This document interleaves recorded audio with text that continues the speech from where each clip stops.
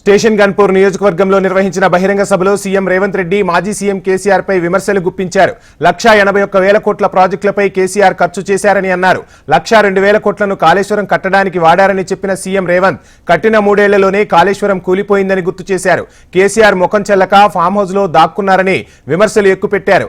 అధికారం పోతే బయటకు ఎందుకు రావడం లేదని సీఎం రేవంత్ రెడ్డి ప్రశ్నించారు.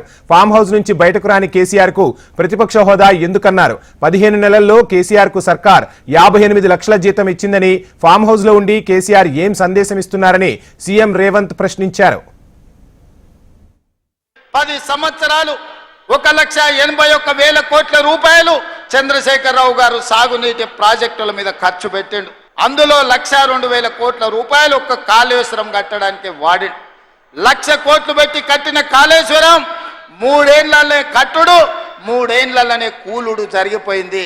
ఇప్పుడు ఆ కూలిన దాన్ని మొత్తం తీసేయాలంటే మళ్ళా ప్రభుత్వానికి 1,000 కోట్ల రూపాయలు ఖర్చు అయ్యే పరిస్థితి వచ్చింది. ఆయన తీసుకొచ్చి అప్పచెప్పిన దరిద్రం అది కాళేశ్వరం కాదు, అది కూలేశ్వరం అని చెప్పి ఈరోజు నేను మిత్రులకు చెప్పదలుచుకున్నా. మీరు ప్రాజెక్టు లేడగట్టిండ్రు, రిజర్వాయర్ లేడగట్టిండ్రు.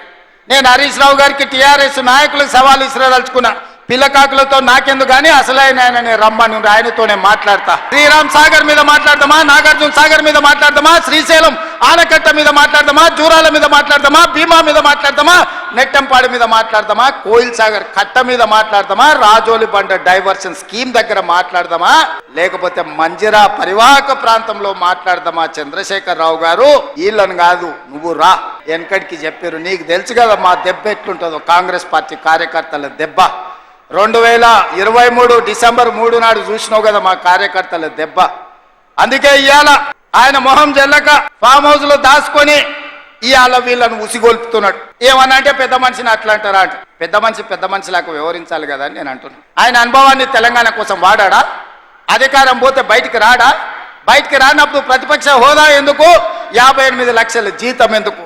15 నెలల చంద్రశేఖరరావు గారికి తెలంగాణ రాష్ట్ర ప్రభుత్వం 58 లక్షల రూపాయల జీతం. మీకు అనుభవం ఉందంటుండ్రు, మీకు అపారమైన జ్ఞానం ఉందంటుండ్రు, 80,000 పుస్తకాలు చదివిన విజ్ఞాన గని మీరు అంటుండ్రు. మీ అనుభవము మీ విజ్ఞానము తెలంగాణ ప్రజల కోసం ఉపయోగించరా అని నేను అడుగుతున్నా.